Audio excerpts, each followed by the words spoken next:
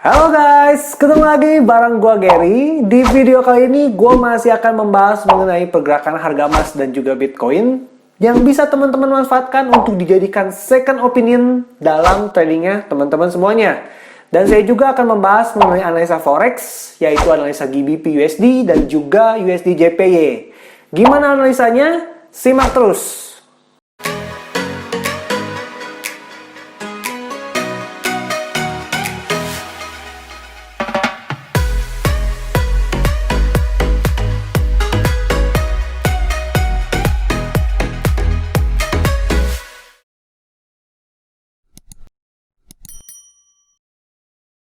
Prediksi harga emas bulan September 2020.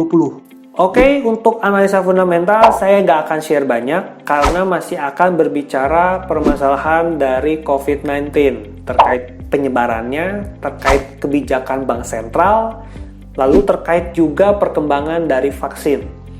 Namun yang teman-teman harus waspadai adalah pemilu di AS yang nanti akan dilaksanakan di bulan November. Itu yang teman-teman harus perhatikan karena bisa saja menggerakkan pasar keuangan dalam waktu dekat ini. Untuk analisa teknikal, pertama saya akan membahas mengenai GBP USD. GBP USD saat ini masih berada dalam kondisi bullish jika melihat dari indikator Ichimoku pada grafik daily, di mana harga masih berada di atas dari cloud. Namun sebagai catatan, saat ini jika kita menggunakan tools Fibonacci retracement, saat ini GBP USD sudah berada di area referensi dari Fibonacci. Namun saya melihat masih terbuka chance untuk GBP USD bergerak turun. Seiring memang kalau ngomongin fundamental, permasalahan Brexit masih belum selesai. Jika kita melihat kondisi GBP USD saat ini, jika kita menarik garis trendline, masih ada space kemungkinan bahwa GBP USD bisa bergerak turun ke area trendline ini yang berada di kisaran 1.27225. Kisaran area ini bisa jadi target untuk GBP USD dalam beberapa hari ke depan.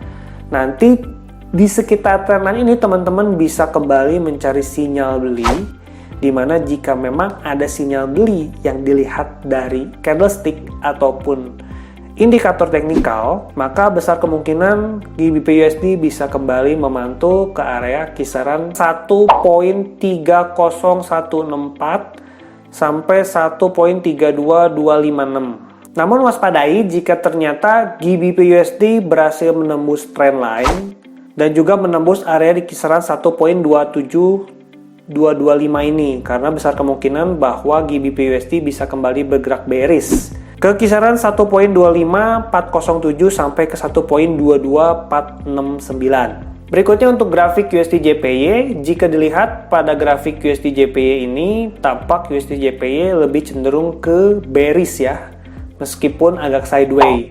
Dan jika teman-teman perhatikan bahwa USD JPY ini saat ini berada di area support. Support ini betul-betul support kunci karena beberapa kali USD JPY tertahan di area support kunci ini, yaitu di kisaran 104 ya, di kisaran 104. Dan jika kita menggunakan tools Fibonacci retracement, jika support 104 ini ternyata gagal untuk bertahan, besar kemungkinan bahwa USD JPY bisa kembali bergerak turun atau bergerak bearish ke kisaran 101.268 ya di mana di area ini USD JPY sempat menyentuhnya lalu berbalik memantul. Namun jika di 104 ini bertahan, maka ada kemungkinan USD JPY kembali bergerak bullish setidaknya ke area 105.379 hingga ke 106.346. Itu saja untuk perkiraan pergerakan dari GBP USD dan juga USD JPY. Oke, berikutnya saya akan membahas untuk grafik Bitcoin. Untuk grafik Bitcoin pada grafik harian terlihat masih tertahan di sekitar cloud pada indikator Ichimoku yang masih membuka kemungkinan bahwa Bitcoin bisa kembali bergerak naik.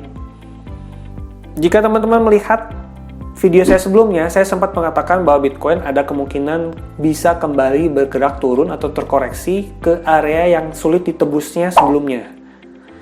Di mana area 10 ribuan ini merupakan area yang bisa dikatakan sulit ditembus untuk Bitcoin di beberapa waktu lalu. Dan ternyata betul harga kembali turun ke area tersebut dan kembali memantul. Jika melihat kondisi saat ini, besar kemungkinan Bitcoin bisa saja kembali berbalik ke kisaran 12 ribuan ini untuk target pertamanya.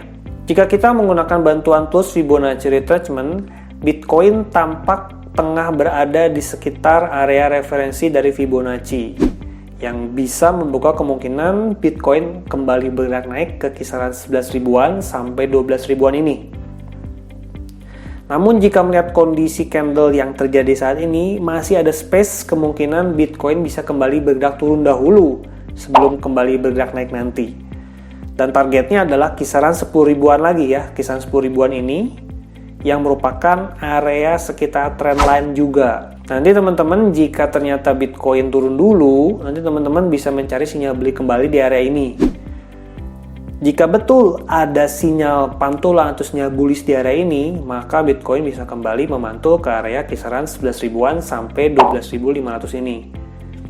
Namun waspadai jika ternyata Bitcoin kembali menembus area trendline dan juga menembus area level low terakhirnya ini di kisaran 38,2 ini ya untuk Fibonacci. Jika kembali tembus, itu bahaya besar untuk Bitcoin karena Bitcoin bisa kembali bergerak ke kisaran level 9 ribuan sampai kisaran 8 ribuan. Tapi saya masih melihat Bitcoin dengan kondisi trendline masih tertahan saat ini, besar kemungkinan Bitcoin bisa kembali ke kisaran level 12 ribuan. Berikutnya saya akan membahas mengenai pergerakan emas. Untuk pergerakan emas, saat ini emas masih berada di atas dari cloud pada indikator Ichimoku pada grafik harian.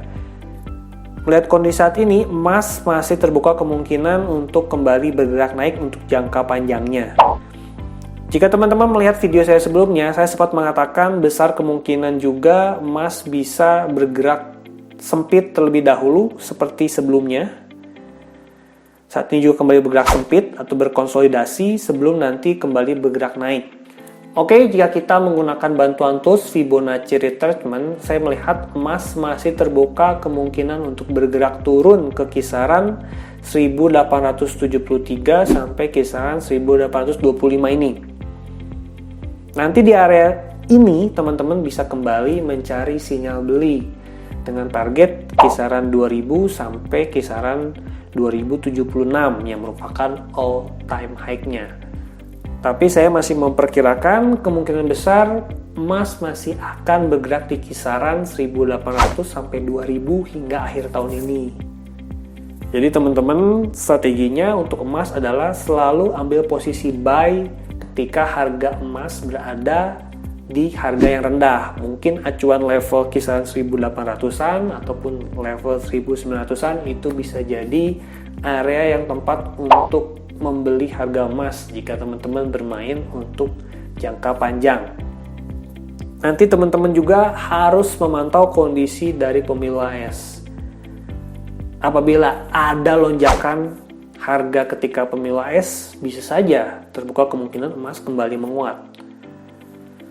Tapi saya kira saya masih memperkirakan emas belum akan menembus all time high-nya lagi di tahun ini. Mungkin itu saja untuk analisa dari emas. Oke guys, itu saja untuk analisa emas, Bitcoin, dan juga analisa forex-nya. Kurang lebih analisa ini bisa bertahan 1 minggu sampai 1 bulan ke depan, tergantung pergerakan harganya. Semoga informasi ini bisa bermanfaat buat teman-teman semuanya.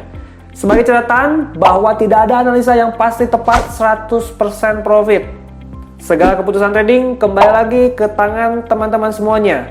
Jika suka konten ini, jangan lupa untuk subscribe, like, komen, dan share. Saya tunggu ya komen-komennya. Sampai jumpa lagi di video saya berikutnya. Saya Gary pamit.